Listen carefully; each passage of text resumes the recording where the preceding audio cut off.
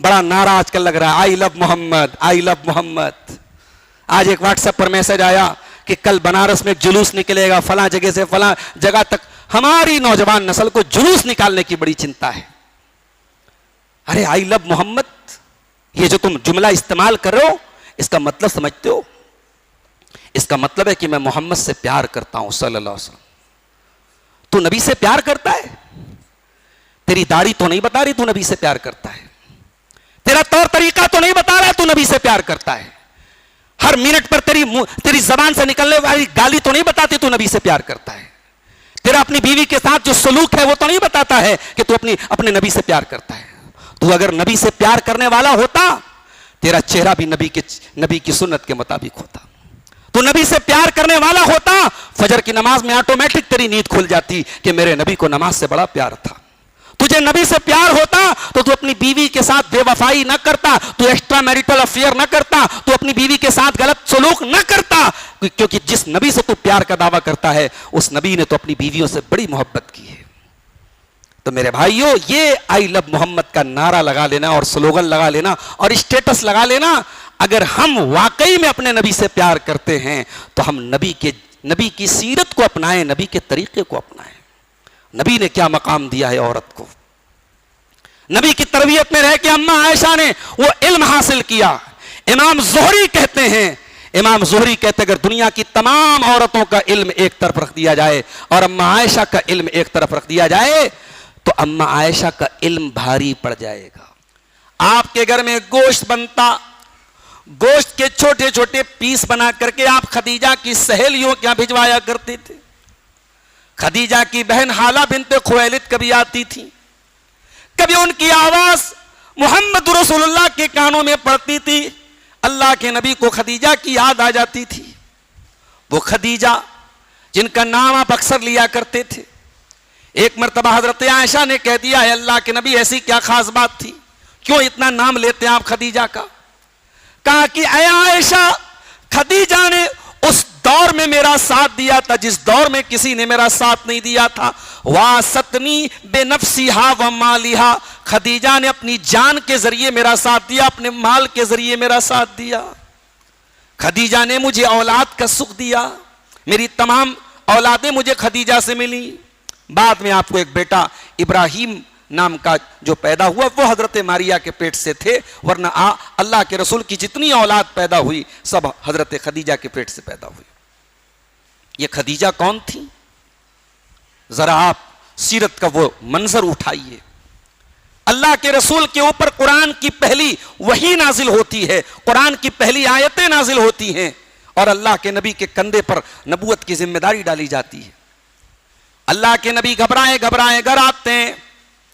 बुखारी की तीसरी रिवायत है, आप कहते हैं ज़म्मिलूनी है खदीजा, मुझे चादर उड़ा दो। हजरत खदीजा जल्दी से चादर लेके आती, उड़ाती है। क्या बात है?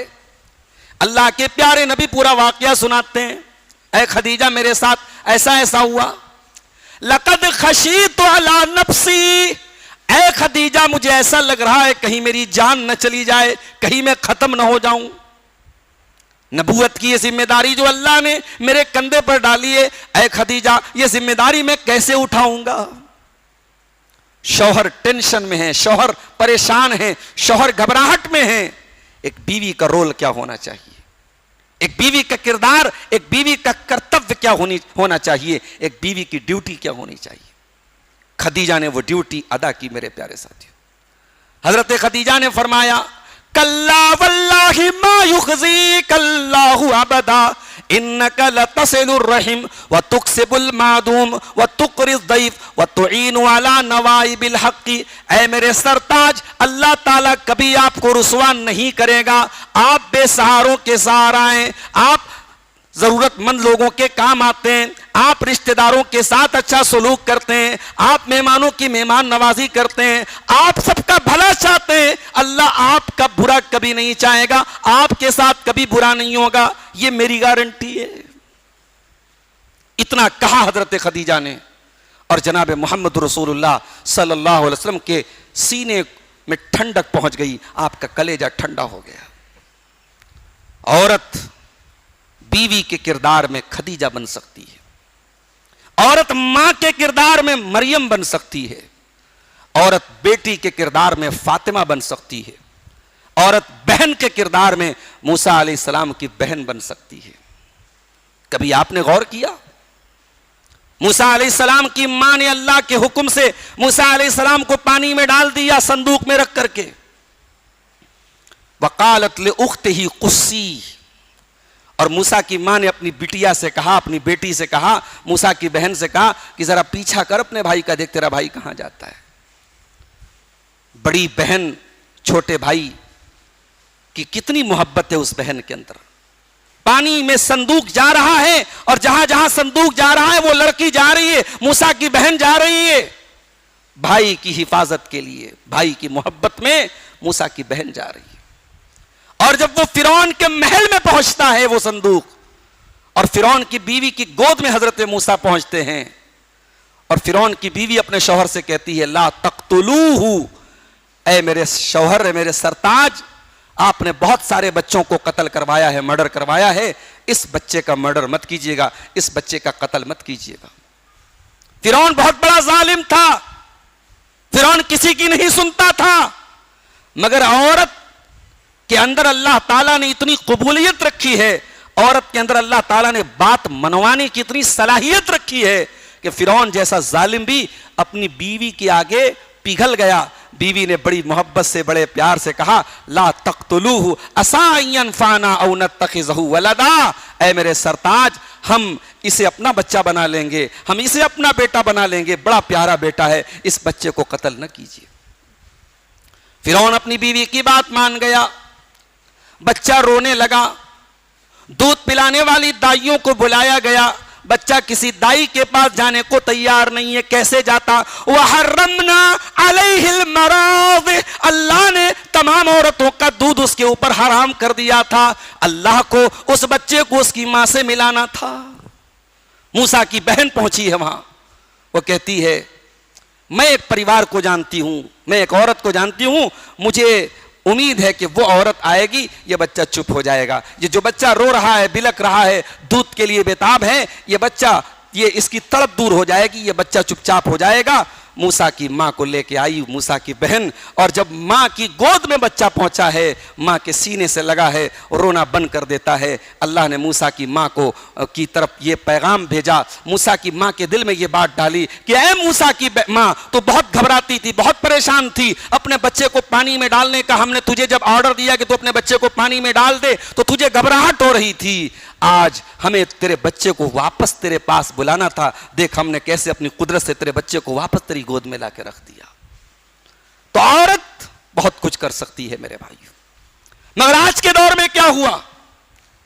औरत को औरत नहीं रहने दिया गया।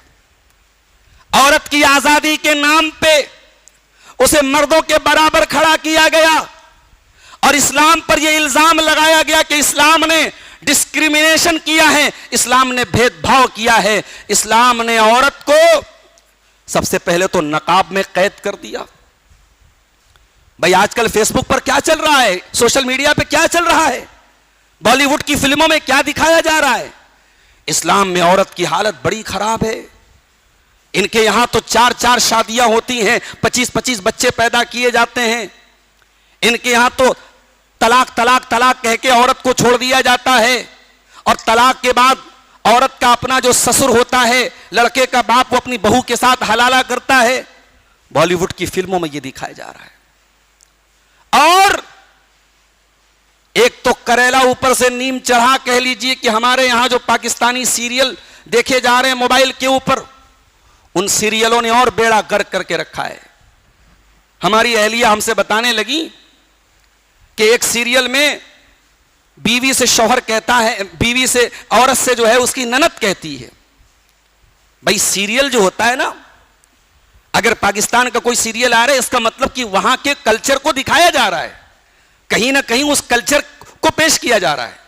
तो ननद अपनी भाभी से क्या कहती है, ज्यादा बोल मत, तू, तेरी औकात क्या है, तू 3 लफ्जों की मार है, तेरी वैल्यू इतनी है कि 3 लफ्ज से तुझे मारा जा सकता है, तुझे खत्म किया जा सकता है। इस तरीके के सीरियलों ने और बॉलीवुड की फिल्मों ने और सोशल मीडिया के प्रोपेगेंडों ने दुनिया को यह सोचने पर मजबूर कर दिया कि हां साहब, वाकई में इस्लाम ने औरत पर बड़ा जुल्म किया है। अच्छा, आपने क्या किया? आपने औरत को सम्मान दे दिया। कितना सम्मान दे दिया भाई? आपने इतना सम्मान दे दिया कि औरत बेचारी मां का भी काम करे, खाना भी उसे ही बनाना है, बच्चों को भी उसे ही पालना है, शौहर का हक भी उसे ही अदा करना है, और फिर उसे 12 घंटे जॉब भी करना है, अपने ऑफिस में अपने बॉस को भी खुश करना है, उसे कंप्यूटर पर बैठ के जॉब भी करना है, उसे ऑफिस में बैठ के नौकरी भी करनी है। आपने औरत को इज्जत कहां दी? आपने तो औरत को और गुलाम बना दिया। इस्लाम ने तो औरत को महारानी बनाया था। इस्लाम कहता औरत अगर बेटी है, बाप कमा करके ला के खिलाएगा, औरत अगर मां है औलाद ला के खिलाएगी, औरत अगर बीवी है शौहर उसको कमा के ला के देगा, और अगर बाप नहीं है तो भाई अपनी बहन को कमा के ला के देगा। औरत को काम करने की जरूरत नहीं है। इस्लाम ने तुझको रानी बनाया तो तू तो नौकरानी बनने पर तुल गई। हां, इस्लाम ने यह भी कहा कि मर्द औरत दोनों बराबर नहीं है। फरमाया अर्रिजालु कव्वामूना अलन निसा, मर्द औरत के ऊपर कव्वाम है। कव्वाम का मतलब यह नहीं कि मर्द दारोगा है और औरत उसके सामने भीगी बिल्ली बन के रहे, नहीं नहीं। मतलब यह है कि जिंदगी चलाना है, घर चलाना है, परिवार चलाना है तो घर का कोई मुखिया होना चाहिए, घर का कोई हेड होना चाहिए। वो हेड कौन होगा? वो मर्द होगा। अब आप कहेंगे मौलवी साहब ये ऐसा क्यों रखा गया? मर्द को मुखिया क्यों बनाया गया, औरत को मुखिया क्यों नहीं बनाया गया? समाज में जरा नजर उठा के देख लीजिए। जिन औरतों ने घर चलाया है और मर्दों को चूड़ी पहना के बिठा दिया गया, उन घरों की गैरत खत्म हो गई, उन घरों की हया खत्म हो गई, उन घरों की शर्म खत्म हो गई। जिस घर में औरत कमा के लाए और मर्द बैठ करके बच्चों का पैम्पर बदले, देख लो उन घरों की क्या हैसियत है। इस्लाम अल्लाह का बनाया हुआ दीन है मेरे प्यारे साथियों। इस्लाम यह नहीं कहता है कि मर्द और औरत बराबर हैं। लोहता स्टेशन पर आप चले जाइए, बनारस कैंट स्टेशन पे आप चले जाइए, आप अपनी अहलिया के साथ जाइए और 4 बड़े बड़े बैग आप लगेज लेके जा रहे हैं। यहां से आपको कलकत्ता जाना है, दिल्ली जाना है, बेंगलोर जाना है, सूरत जाना है। आप अपनी नाजुक सी अहलिया को 4 बैग दे दीजिए कि लो बेगम, मर्द और औरत बराबर बराबर हैं। 4 बैग हमारे, 4 बैग है, 2 बैग आप लाद लो, 2 बैग मैं लाद लेता हूं। 2 बैग बेचारी औरत परेशानी के साथ उठा के चल रही है। समाज क्या बोलेगा? बहुत अच्छा हो रहा है, मर्द और औरत दोनों सिमिलर है, दोनों कॉमन है, दोनों में मुसावात हो। नहीं, समाज कहेगा गलत हो रहा है, अन्याय हो रहा है। समाज कह रहा नहीं साहब ये गलत हो रहा है, औरत के ऊपर इतना बोझ क्यों? क्यों भाई, तुम तो बराबरी की बात करते हो। वहां आप बराबरी की बात नहीं करेंगे, वहां आप कहेंगे नहीं साहब औरत तो कमजोर है, औरत तो नाजुक है, मर्द को चाहिए वो 4 लगेज थामे, औरत को लगेज थामने की जरूरत नहीं है। इस्लाम यही तो कहता है, इस्लाम यही तो कहता है कि ऐ औरत तू नाजुक है, तेरा काम ऑफिस में जॉब करना नहीं है, तेरा काम बिजनेस करना नहीं है, तेरा काम काउंटर पे बैठ के ग्राहकों का मन नहीं लुभाना है, तेरा काम अपने घर की जिम्मेदारियों को पूरा करना है। तुझे एक अच्छी मां बनना है, तुझे एक अच्छी बेटी बनना है, तुझे एक अच्छी बीवी बनना है। और एक बात और नोट कर लो, कोई औरत अगर कमाना चाहे पर्दे में रह करके इमरजेंसी हालात में कमा सकती है। कोई मुतल्लका औरत है, कोई बेवा औरत है, कोई बेसहारा औरत है, वो काम कर सकती है। मगर इस्लाम ने इसका हुक्म नहीं दिया, इसको इस्लाम ने लाजिम करार नहीं दिया। इस्लाम ने इसको पसंद नहीं किया कि औरत कमाए, औरत को कमाने का मुकल्लफ नहीं बनाया। यानी जो काम मर्द का है इस्लाम ने औरत को उसमें हिस्सा लेने का हुक्म नहीं दिया, लेकिन जो काम औरत का है इस्लाम ने मर्द को हुक्म दिया कि तू अपनी बीवी का सपोर्ट कर, घर के अंदर के कामों में अपनी बीवी की मदद कर। अगर तू अपने कारोबार से फ्री हुआ, बिजनेस से फ्री हुआ, जॉब से फ्री हुआ, घर में बैठा है, अगर घर की साफ सफाई में, घर में बच्चों की देखभाल करने में, खाना वगैरह बनाने में अगर तू अपनी बीवी का हाथ बटा दे तो ये कोई गलत बात नहीं है। तेरे प्यारे नबी जनाब मोहम्मद रसूलुल्लाह सल्लल्लाहु अलैहि वसल्लम भी अपनी बीवियों के घर में कामों में हाथ बटा दिया करते थे। अम्मा आयशा से पूछा गया, अल्लाह के नबी जब घर में होते थे तो क्या करते थे? फरमाया यकूनु फी मेहनत अहलिही, अल्लाह के प्यारे नबी अपने घर में अपने घर वालों के कामों में हाथ बटा दिया करते थे। इस्लाम ने तो तुझे यह सम्मान दिया है औरत कि तेरे काम में तेरे शौहर को सपोर्ट करना है, शौहर के कारोबार में, शौहर के बिजनेस में तुझे सपोर्ट करने की जरूरत। अब यहां मेरा मतलब यह नहीं है कि जैसे हमारे यहां साड़ी का काम होता है, अब उस साड़ी के काम में घर के अंदर अगर औरत कोई काम कर रही है मैं उससे मना नहीं कर रहा हूं, लेकिन घर के बाहर गैर मर्दों के बीच में जाने वाला कोई काम इस्लाम उसको पसंद नहीं करता। और अगर गैर महरम से पर्दा बेपर्दगी का मामला हो रहा है तो इस्लाम तो उसको हराम करार देता है, इस्लाम मना करता है। आप कहते हैं साहब इस्लाम ने औरत को क्या दिया है? इस्लाम ने औरत को यह मकाम दिया है कि कुरान में मर्दों के नाम पर कोई सूरत नहीं है लेकिन औरतों के नाम पे सूरतुन निसा है।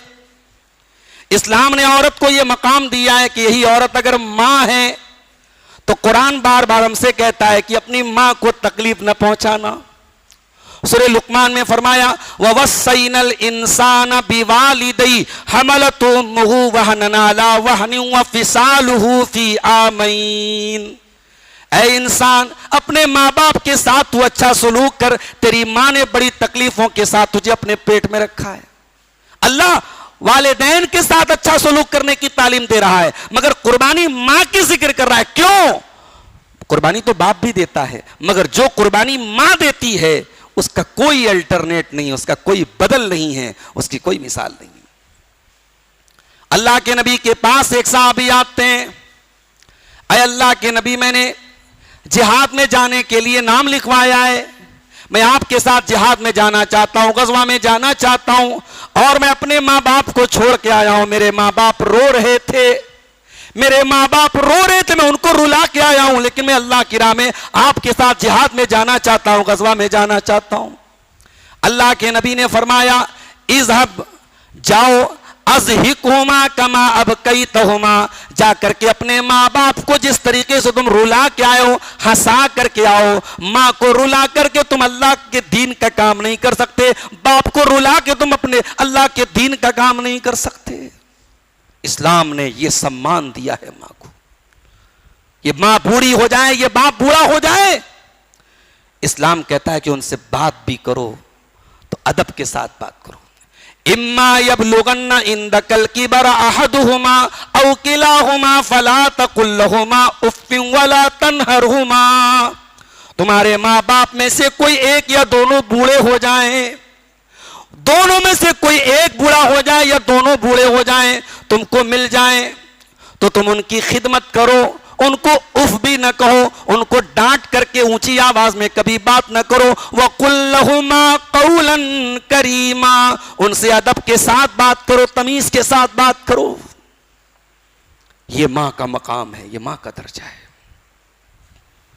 कुरान ने हमें दुआ सिखाई, जब भी दुआ के लिए हाथ उठाओ ये दुआ पढ़ो, रब्बिरहमहुमा कमा रब्बयानी सगीरा। परवरदिगार हमारे माँ बाप पर रहम फरमा, जिस तरीके से उन्होंने बचपन में मुझे पाला है, जिस तरीके से उन्होंने मेरे ऊपर कर्म किया है, परवरदिगार तू रहम फरमा। मेरी औकात नहीं मैं उनके एहसान का बदला उतार सकूं, मैं तुझसे दुआ कर रहा हूं, तू उनके ऊपर रहम फरमा। और यही औरत अगर आपके घर में बेटी बन के आती है, नबी अकरम ने क्या फरमाया? अम्मा आयशा फरमाती हैं, एक भीख मांगने वाली औरत आई, मेरे पास खाने को कुछ नहीं था, एक खजूर थी, मैंने उठा के दे दी। उस औरत के पास, उस औरत के साथ दो छोटी छोटी बच्चियां भी थी। उसने खजूर के 2 टुकड़े किए और दोनों बेटियों को दे दिया। फलम ताकुल मिनहा शैया, और खुद भूखी रह गई।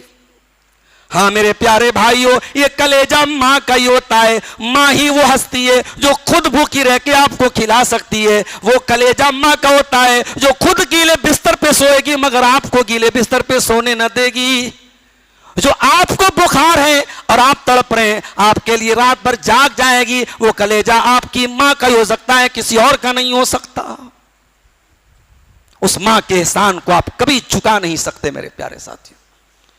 हजरत उमर ने देखा था एक आदमी को जो अपनी मां को अपने कंधे पर बिठा के तवाफ करा रहा था और कह रहा था, इन्नी बईरुहल मुजल्लल, मैं तो अपनी मां के लिए ऊंट की तरह बन गया, सवारी की तरह बन गया, मेरी मां तो मेरे ऊपर सवार होकर तवाफ कर रही है। मुझे तो ऐसा लगता है कि आज मैंने अपनी मां के दूध का कर्ज चुका दिया, मैंने अपनी मां का हक अदा कर दिया। हजरत उमर ने कहा, तो मां का हक अदा करने की बात क्या करता है? तेरी मां ने जन्म देने के टाइम तेरी मां की जबान से जो दर्द भरी आवाज निकली थी, जो आह की आवाज निकली थी, ला सफरतम वाहिदा, अभी तो तूने उस एक आवाज का भी हक अदा नहीं किया है, हक अदा करने के। यही औरत बेटी बनकर के आती है, मां, वो मां अपने दोनों बेटियों को खजूर खिला देती है और खुद कुछ नहीं खाती है। अम्मा आयशा फरमाती हैं, जब अल्लाह के प्यारे नबी घर में आए, मैंने बताया, अल्लाह के नबी ऐसा ऐसा मामला आया, एक औरत आई और उसने दोनों बेटियों को खजूर दे दी, खुद कुछ नहीं खाया। अल्लाह के प्यारे नबी ने फरमाया, मनिब तुलिया मिन हाज़िहिल बनाति शैया कुन्न लहू सित्रम मिनन नार। ऐ आयशा, जिसको अल्लाह ताला बेटी दे करके आजमाता है, जिसका इम्तिहान अल्लाह ताला बेटी को देकर के लेता है और इस इम्तिहान में वो खरा उतर जाता है, वो बेटियां अपने मां बाप को जहन्नम की आग से बचाने का काम करती हैं। बेटी वालों, समाज कुछ भी कहता हो, अपने नसीब पर फक्र करो, अल्लाह ने आपको बेटियों का बाप बनाया है। नबियों को अल्लाह ने बेटियों का बाप बनाया था। बेटी मिली है तो आपके पास जहन्नम से बचने का एक चांस है और जन्नत में जाने का एक चांस है। जिसको अल्लाह ताला दो बेटियां दे दे, अल्लाह के प्यारे नबी फरमाते हैं, मन आला जारियतैनि हत्ता तबलुगा, जो दो बेटियों को पाले यहां तक कि वो बेटियां जवान हो जाएं, जा यौमल क़ियामति अना व हुवा कहातैन, आपने अपनी दोनों उंगलियों से इशारा करके फरमाया कि जिस तरीके से दोनों उंगलियां एक दूसरे के साथ मिली हुई हैं, बेटियों को, दो बेटियों को पालने वाला जन्नत में मेरे साथ होगा। बेटी है तो जन्नत से बचाने का काम करती है। और अगर यही औरत बीवी है तो ये क्या काम करती है? आइए कुरान से पूछते हैं, औरत अगर बीवी है तो क्या काम करती है? कुरान कहता, हुन्ना लिबासुल लकुम व अंतुम लिबासुल लहुन्ना, ये औरतें तुम्हारे लिए लिबास है, तुम उनके लिए लिबास हो। जिस तरीके से ये लिबास तुम्हारे बदन को सुकून पहुंचाता है, ये लिबास बदन पे ना हो तो तुम नंगे हो जाओगे, बेइज्जत हो जाओगे, बेआबरू हो जाओगे। ऐ मर्दों कान खोल के सुन लो, ऐ औरतों कान खोल के सुन लो, तुम्हारी बीवी तुम्हारे लिए लिबास है और ऐ बीवियां, ऐ औरतों, तुम्हारे शौहर तुम्हारे लिए लिबास हैं। यानी शौहर बीवी एक दूसरे की इज्जत ढांकने का काम करते हैं, एक दूसरे की इज्जत पर पर्दा डालते हैं। लिबास कहा अल्लाह ने। हमारे समाज में कोई जींस की पैंट पहन रहा है, कोई टी शर्ट पहन रहा है, कोई कुर्ता पैजामा पहन रहा है, कोई शेरवानी पहन रहा है। क्यों पहनता है? इंसान लिबास वो पहनता है जिस लिबास में वो अच्छा लगे, वो खूबसूरत नजर आए, वो स्मार्ट नजर आए, वो हैंडसम नजर आए। अल्लाह ने कहा कि बीवी शौहर के लिए लिबास है, शौहर बीवी के लिए लिबास है। क्या मतलब? मतलब ये हुआ कि शौहर बीवी की जिंदगी को और बीवी शौहर की जिंदगी को सुंदर बनाती है, खूबसूरत बनाती है। अगर बीवी की जिंदगी से शौहर को निकाल दो, शौहर की जिंदगी बेरौनक हो जाएगी। शौहर की जिंदगी से बीवी को निकाल दो, दोनों की जिंदगी खराब हो जाएगी, बेकार हो जाएगी, ब्लैक एंड व्हाइट हो जाएगी। जिंदगी का नूर है बीवी शौहर के लिए, शौहर बीवी के लिए। कुरान कहता है, वमिन आयातिही अन खलक लकुम मिन अनफुसिकुम अज़वाजन लितस्कुनू इलैहा व जअल बैनकुम मवद्दतन व रहमा। अल्लाह की बहुत बड़ी निशानी ये भी है कि उसने तुम्हारे जोड़े बनाए, तुम्हारी बीवियों को बनाया ताकि तुम उनसे सुकून हासिल करो। आजकल एक नया रिश्ता समाज में जन्म ले रहा है, गर्लफ्रेंड बॉयफ्रेंड का रिश्ता। एक नया रिश्ता जन्म ले रहा है, बगैर शादी के एक्सपेरिमेंट हो रहा है। साल 2 साल साथ में रहते हैं, फिर समझ में आया तो शादी करेंगे, वरना तुम अपने रास्ते हम अपने रास्ते। माफ करना मेरे प्यारे साथियों, ये बेगैरतों का तरीका हो सकता है, ये इस्लाम के मानने वाले का तरीका नहीं हो सकता। इस्लाम में कोई गर्लफ्रेंड बॉयफ्रेंड का कल्चर नहीं है, कोई रिश्ता नहीं है गर्लफ्रेंड और बॉयफ्रेंड का। इस्लाम निकाह का हुक्म देता है। कोई लड़की है, खूबसूरत है, दीनदार है, आपको पसंद आ गई, आप निकाह का पैगाम भेजिए, प्रॉपर चैनल से आइए, चोर दरवाजों से मत आइए। अल्लाह के नबी के दुनिया में आने से पहले दौरे जाहिलियत में अरब के अंदर, मक्के के अंदर जो शरीफ घर की औरतें होती थी वो खुलेआम जिना नहीं करती थी। उस जमाने में भी खुलेआम जिना नहीं होता था। खुलेआम जिना कौन करती थी? लौंडियां करती थी। जो यानी आजाद औरतें जो होती थी, शरीफ औरतें, वो जिना नहीं करती थी। लेकिन शरीफ औरतें क्या करती थी उस जमाने में, दौरे जाहिलियत में? वो सीक्रेट तरीके से रिलेशन बनाती थी, शादीशुदा होती थी, एक्स्ट्रा मैरिटल अफेयर रखती थी। किसी की बीवी है लेकिन किसी के साथ खुफिया ताल्लुक है। तो कुरान में अल्लाह ने 5वें पारे में जहां अल्लाह ने हराम रिश्तों की लिस्ट बताई, हुर्रिमत अलैकुम उम्महातुकुम, मां से शादी नहीं कर सकते, बेटी से शादी नहीं कर सकते, बहन से शादी नहीं कर सकते, खाला से नहीं कर सकते, अल्लाह ने हराम रिश्तों की लिस्ट बनाई। तो उसके बाद अल्लाह ने एक बात यह भी कही, वला मुत्तखिजाति अख्दान, खबरदार ऐ मुसलमान औरतों, तुम्हारे दीन में खुफिया ताल्लुक बनाने की इजाजत नहीं है। तुम्हें निकाह करके इज्जत के साथ खुलेआम ये बताना है कि हां मैं फला की बीवी हूं। इस्लाम किसी सीक्रेट रिलेशनशिप की इजाजत नहीं देता है। इसलिए इस्लाम में निकाह का ऐलान करने का हुक्म दिया गया है, निकाह पर वलीमा करने का हुक्म दिया गया है, निकाह पर गवाह बनाने का। निकाह कोई सीक्रेट चीज नहीं है कि बंद कमरे में निकाह कर लिया जाए, निकाह का ऐलान किया जाए। इस्लाम सीक्रेट रिलेशनशिप की इजाजत नहीं देता है, माफ कीजिएगा। तो बीवी सुकून देगी, गर्लफ्रेंड और बॉयफ्रेंड का रिश्ता सुकून नहीं दे सकता। आज नौजवान नस्ल बर्बाद बनी हुई है। जो बेचारा अपने बाप को की दवा के पैसे नहीं है, वो भी किसी लड़की के मोबाइल पर रिचार्ज करवा रहा है। जिसके पास अपने घर में देने को पैसे नहीं है, वो भी किसी के साथ उसकी बातचीत चले, उसको मोबाइल फोन दिला रहा है, उसको तोहफे दिला रहा है। कितने लुट गए, कितने बर्बाद हो गए। ये क्यों हो रहा है मेरे भाई? ये सुकून की तलाश में नहीं है, सुकून नहीं है इसमें। सुकून अगर चाहिए तो निकाह करो, निकाह में सुकून है। ये हराम रिश्तों में सुकून नहीं है। ये हराम रिश्ते एक ना एक दिन आपके घर को बर्बाद करेंगे, आपके परिवार को बर्बाद करेंगे। और मैं तो बड़ा अजीब व गरीब मुशाहदा कर रहा हूं समाज में कि साहब, एक औरत ये जानती है कि उसके शौहर का किसी के साथ नाजायज ताल्लुक है, वो औरत उसको बर्दाश्त कर लेती है, उसको गवारा करने को तैयार है, कोई बात नहीं। समाज में बहुत सारे लोगों का गलत ताल्लुक है, मेरे शौहर का भी गलत ताल्लुक है। लेकिन वही औरत अगर उसको यह मालूम हो जाए कि मेरे शौहर ने दूसरा निकाह कर लिया, अब बहुत बड़ा बवाल हो गया।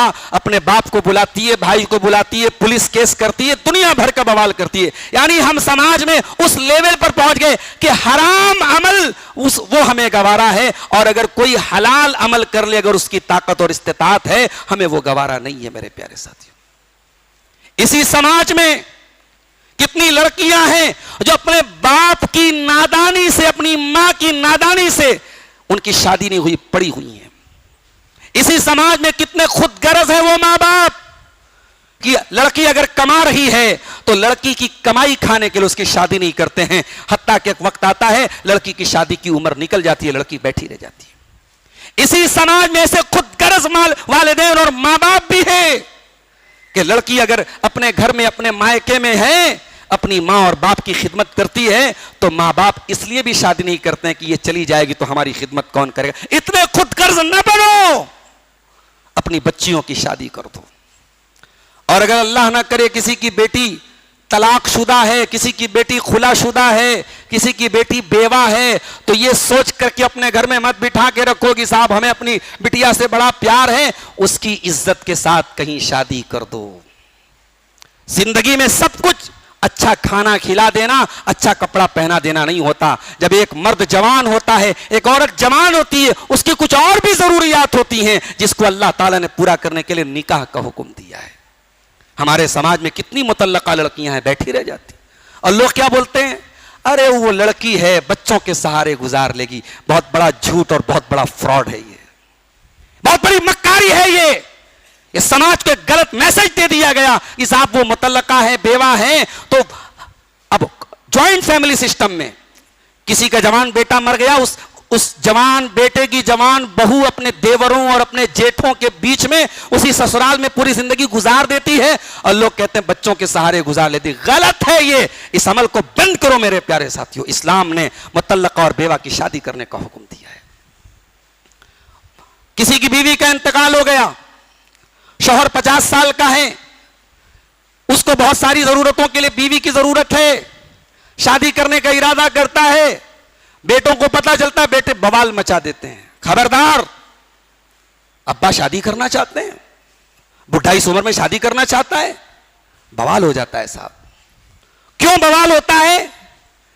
कि बाप हमारा दूसरी शादी करेगा, मां आएगी 12.5% हिस्से की वो मालिकिन बन जाएगी, हमारे बाप की वरासत का एक हिस्सा वो लेके जाएगी। बच्चा वगैरह आ गया तब तो और हमारी प्रॉपर्टी, हमारा हिस्सा। तुम कौन होते हो ये डिसाइड करें? ये तुम्हारा बनाया हुआ कानून है, अल्लाह का बनाया हुआ कानून है। तुम कौन होते हो अपनी मर्जी अपने बाप पर थोपने वाले? बेगैरतों, बेशर्मो। वो बूढ़ा बाप उस बुढ़ापे में उसके बदन में दर्द है, क्या बहू आकर के उसके बदन की मालिश करेगी? इस समाज को बेगैरत बना दिया हमने, इस समाज को जलील कर दिया हमने। कितने बूढ़े लोग हैं, 50 साल 55 साल की उम्र है, उनको लाइफ पार्टनर की जरूरत, उनको शरीके हयात की जरूरत है, उनको बीवी की जरूरत है, और ये समाज और इस समाज के ढकोसले उसे दूसरी शादी नहीं करने देते। उनकी जिंदगियां बर्बाद हो जाती हैं, वो बेचारे बीमार हो जाते हैं, बिस्तर पकड़ लेते हैं, मर जाते हैं। वो औरत के हुकूक पर आप तकरीर करवाते हैं, औरत के हुकूक को आपने मारा है। ये बॉलीवुड की फिल्में ऐसे ही नहीं बनी है, हमारे और आपके अमल ने, हमारे दीन ने तो बहुत कुछ दिया है, और हमने क्या दिया औरत को? हम कहते साहब बड़ी जालिम हुकूमत है, ट्रिपल तलाक का कानून आ गया, जिम्मेदार कौन है? आज भी मेरे पास फोन आता है, मौलवी साहब गुस्से में बीवी को तलाक तलाक बोले। तुमने खिलवाड़ बना के रखा है तलाक को। तलाक इस्लाम ने एक ऑप्शन रखा था कि जब मियां बीवी की जिंदगी की गाड़ी न चल पाए, एक आखिरी ऑप्शन है तलाक। या मियां बीवी में जरा सा झगड़ा हुआ, जरा सा सालन में नमक तेज हो गया, जरा सा बीवी ने आपके कमरे को आपके हिसाब से साफ नहीं किया, आपने तलाक दे दिया। आपने औरत पर जुल्म किया है, इस बात को स्वीकार कीजिए, इस बात को एक्सेप्ट कीजिए। आपके अमल की वजह से इस्लाम बदनाम हो रहा है। इस्लाम ने तो औरत को बहुत कुछ दिया है। हमारे समाज ने वाकई में औरत को जब इतना दबाया है कि यह औरत जब आजाद होना चाहती है तो सिर्फ बुर्के से आजाद नहीं होना चाहती है, सिर्फ बाप की पाबंदियों से आजाद नहीं होना चाहती है, फिर यह औरत इस्लाम से आजाद होना चाहती है। फिर आप बैठ के रोना रोते हैं कि साहब हमने आईपी मॉल में देखा मुसलमान लड़की गैर मुस्लिम के साथ नजर आ रही थी, हमने जेएसवी मॉल में देखा गैर मुस्लिम लड़के के साथ नजर आ रही थी, हमने लोता बाजार में देखा स्कूटी पे बैठ गैर मुस्लिम लड़के के साथ जा रही थी। कितने बाप हैं कभी जवान बेटी से मोहब्बत से बात नहीं करते। कितने भाई हैं कभी अपनी बहनों से पूछते नहीं तुझे क्या जरूरत है। कितनी माएं हैं जो अपनी बेटियों के साथ ऐसा व्यवहार करती हैं जैसे वो नौकरानियां हैं, जैसे वो घर में काम करने वाली मजदूरिन हैं। आप जब घर में प्यार नहीं देंगे अपनी बेटियों को तो वो प्यार इंस्टाग्राम पे तलाश करेगी, वो प्यार फेसबुक पे तलाश करेगी। जब बाप अपनी बेटी को उसका सही मकाम नहीं देगा, जब मां अपनी बेटी की सही तरबियत नहीं करेगी, तो उन बेटियों को कोई आई लव यू बोल करके कोई भी अपने झांसे में लेके चला जाएगा। मेरे साथियों, मेरे नबी से सीखो, मेरे नबी ने बेटियों से कितना प्यार किया है। अल्लाह के नबी अपनी बेटी फातिमा रजी अल्लाह ताला ना जब वो आती थी, बुखारी की रिवायत है, अम्मा आयशा फरमाती हैं जब हजरत फातिमा आती थी अल्लाह के प्यारे नबी अपनी बेटी के इस्तकबाल में खड़े हो जाते थे, अपनी बेटी का हाथ पकड़ के चूम लेते थे और अपनी सीट पर अपने बगल में अपनी बेटी को बिठाते थे।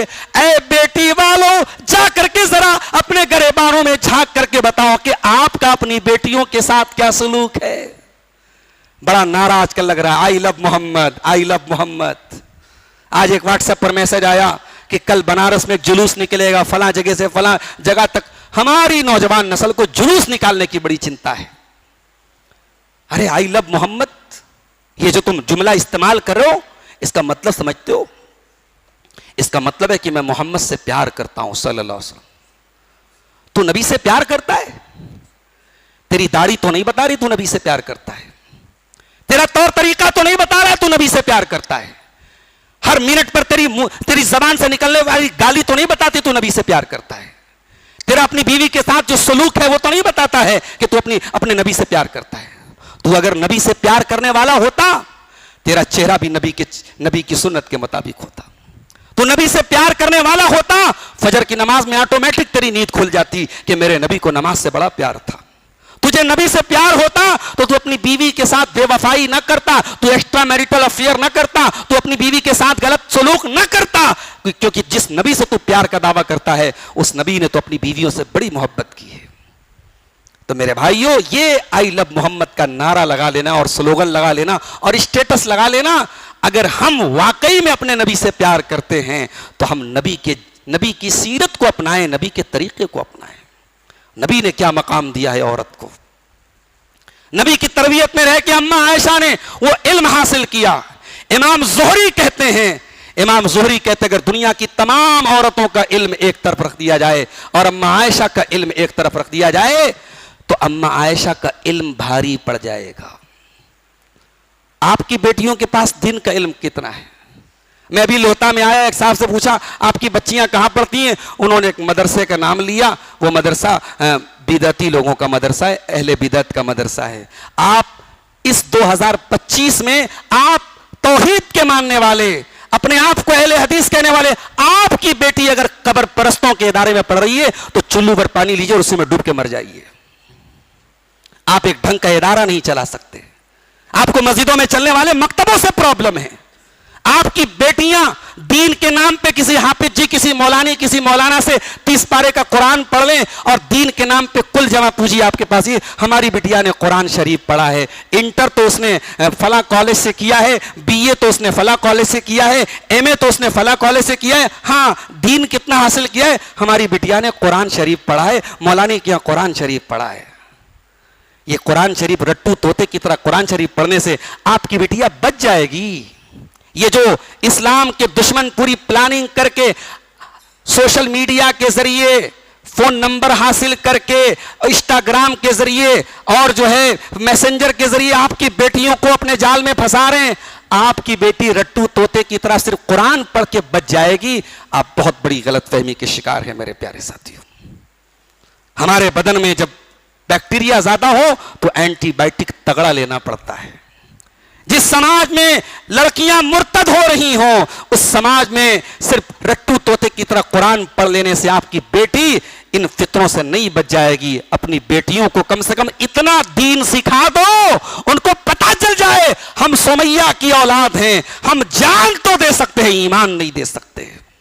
अपनी बेटियों को इस काबिल बना दो कि वो जिंदगी तो कुर्बान कर दे, अपनी इज्जत और हुर्मत को लुटाने के लिए तैयार ना हो, अपनी आबरू को कहीं लुटाने के लिए तैयार ना हो। अपनी बेटियों को पैगाम दे दो मेरे प्यारे साथियों। आप कहते औरत क्या कर सकती है? ये औरत अगर चाहे एक दिन में ये समाज की सारी रस्म रिवाज खत्म कर सकती है। मेरी शादी हुई 2013 में, अभी मेरे भाई की शादी पिछले साल हुई है। हमारे यहां जो शादी होती है, लड़के वालों की तरफ से लड़की वालों को जो कपड़ा दिया जाता है, हमारे यहाँ उसको डाल का कपड़ा बोलते हैं, कहीं जोड़ा का कपड़ा बोलते हैं, आपके लोता में भी कुछ बोलते होंगे। अब साहब 2013 में जब मेरी शादी हुई तो मुझे किसी ने बताया कि उस वक्त जो है 9 जोड़े चलते थे और अभी करंट न्यूज क्या है कि 15 जोड़े 17 जोड़े चल रहे हैं। एक आध साल बाद कुछ और बढ़ जाएंगे। ये हर साल रस्म रिवाज क्यों बढ़ रही है? क्योंकि समाज का वो तबका जिसको अल्लाह ने दिया है वो नुमाइश कर रहा है।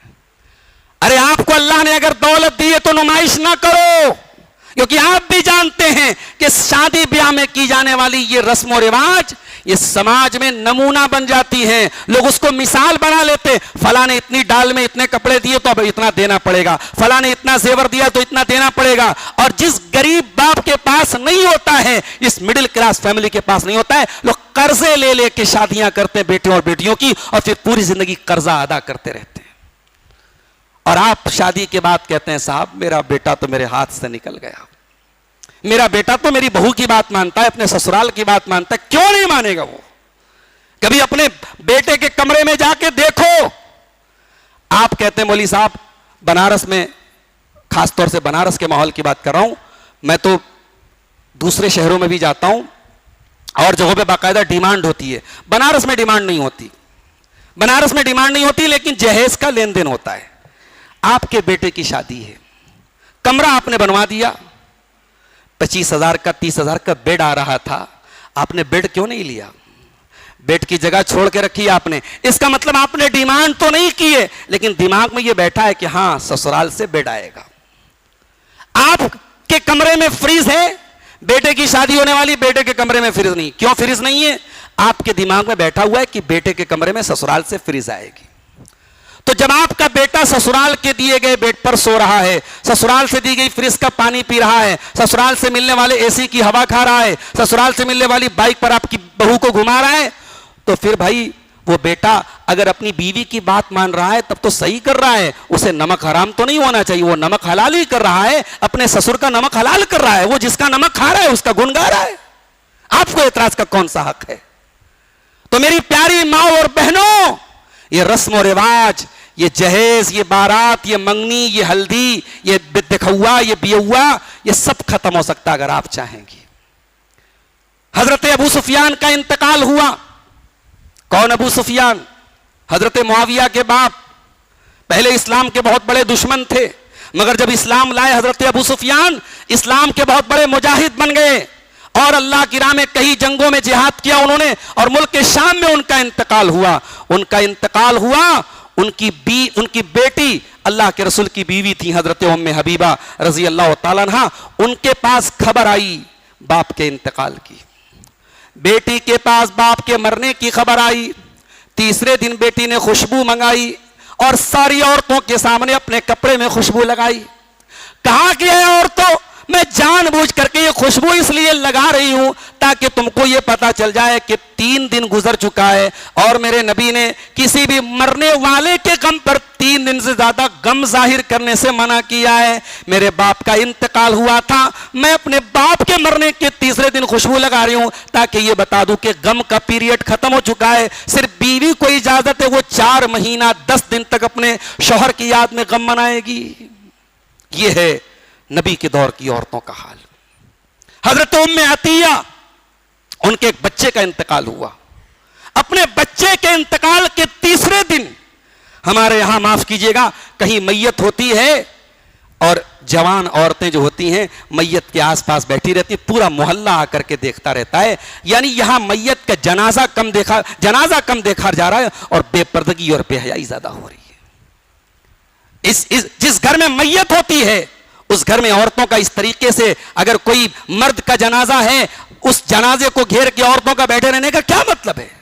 और फिर बाज घरों में क्या होता है, औरतें नाम ले लेके कहती हैं हाय मेरे अब्बा, हाय मेरे भैया, हाय मेरे जो है शौहर, उसका नाम ले ले करके उसकी यादों को वो रोती हैं। मना किया है अल्लाह के नबी, हराम करार दिया है इस अमल को।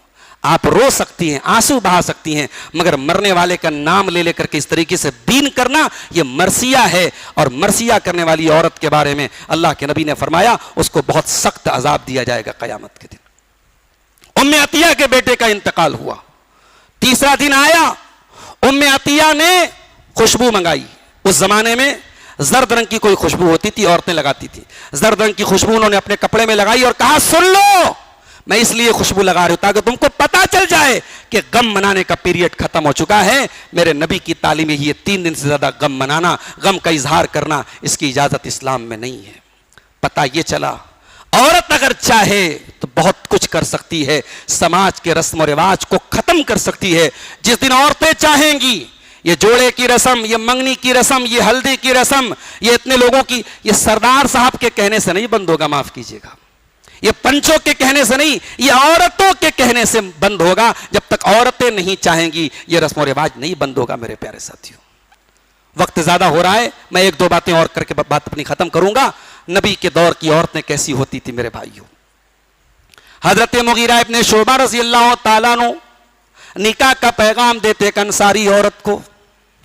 अल्लाह के नबी के पास आते हैं, अय अल्लाह के नबी, मैंने निकाह का पैगाम दिया है एक अंसारी औरत को। आपने फरमाया क्या तुमने अपनी होने वाली बीवी को देखा है? कहा अल्लाह के नबी मैंने देखा नहीं है। कहा जाओ देख लो, देख लो। इससे यह पता चला कि शादी के पहले अपनी होने वाली बीवी को इस्लाम ने एक बार देखने की इजाजत दी है, एक बार देखने की इजाजत दी है। फोन नंबर मांग करके वीडियो कॉल करने की इजाजत नहीं दी है, माफ कीजिएगा।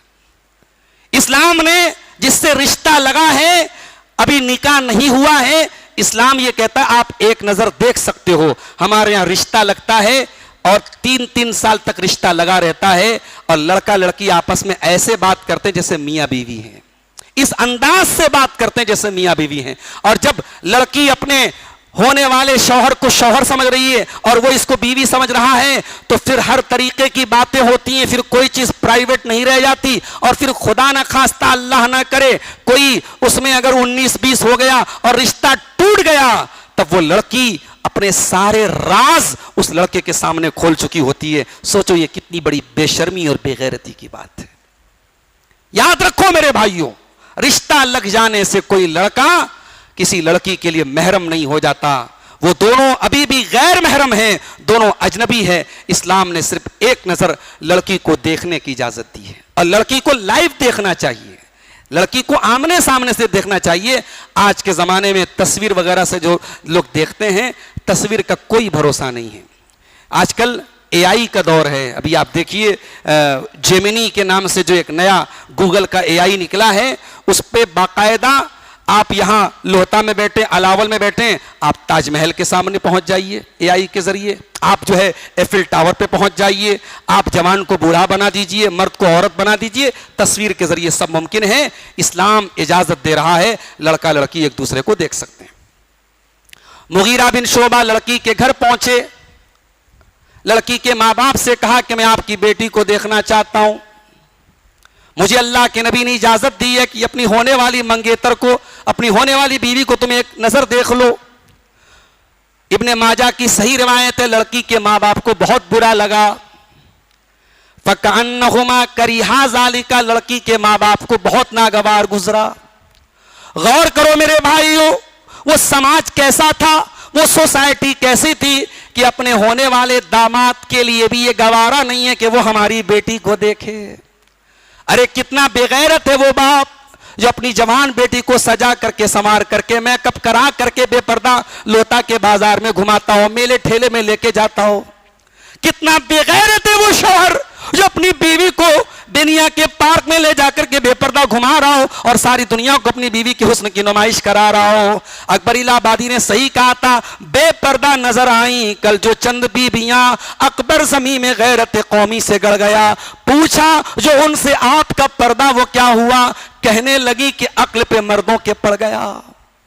जिस समाज की लड़कियां बेपर्दा होती हैं, उस समाज के मर्द बेगैरत होते हैं। जब तक मर्दों के अंदर गैरत बाकी रहेगी, उस समाज की लड़कियां बेपर्दा नहीं होंगी। मेरे प्यारे साथियों, लड़की के मां बाप अपने होने वाले दामाद के लिए भी पसंद नहीं करते वो हमारी लड़की को देखे। कहा जाओ, हम इजाजत नहीं दे सकते तुम्हें। मुगीरा बिन शोबा मायूस होकर वापस जाने लगे। लड़की अंदर पर्दे में सब बात सुन रही है, अपने मां बाप की भी सुन रही है, अपने होने वाले शौहर की भी सुन रही है। मेरी प्यारी माँ और बहनों, मैंने ये वाकया क्यों बयान किया, आप जरा सुनो। इस वाकये के अंदर नोट करने वाली बात क्या है। लड़की अंदर पर्दे से कहती है, ऐ नौजवान, ऐ मेरे होने वाले शौहर, ऐ मेरे मंगेतर, मुझे मालूम है मेरे माँ बाप को पसंद नहीं है, लेकिन अगर तुम अल्लाह के प्यारे नबी की इजाजत लेकर के आए हो तो फिर मुझे इस बात की भी कोई परवाह नहीं कि मेरे माँ बाप को पसंद है या पसंद नहीं है। अगर ये अल्लाह के प्यारे रसूल की इजाजत से हो रहा है तो तू मुझे एक नजर देख ले, मैं परमिशन दे रही हूं, मैं इजाजत दे रही हूं। ओ आई लव मोहम्मद का नारा लगाने वालों, ये मोहम्मद से प्यार का तकाजा है, ये मोहम्मद से उल्फत का तकाजा है कि मोहम्मद रसूलुल्लाह की सुन्नतों पर अपनी ख्वाहिशात को कुर्बान कर दिया जाए, अपने माँ बाप की ख्वाहिशात को भी कुर्बान कर दिया जाए। लड़की कहती है, ऐ मुगीरा बिन शोबा, अगर अल्लाह के रसूल का हुक्म है तो मुझे एक नजर देख ले, और अगर तू अपने मन से बात बना के कह रहा है तो मैं अल्लाह का वास्ता दे के कहती हूं कि ऐसा काम न कर, मैं गैर महरम हूं तेरे लिए, मुझे देखने की कोशिश न कर। मुगीरा ने कहा नहीं, मैं झूठ नहीं बोल रहा हूं, मुझे अल्लाह के रसूल ने इजाजत दी है। कहते मैंने लड़की को देखा, मुझे पसंद आई और निकाह हुआ और बहुत मोहब्बत के साथ हम लोग रहने लगे। तो समाज को अगर बदलना है मेरी प्यारी माँ और बहनों, हमारी औरतों को बदलना पड़ेगा।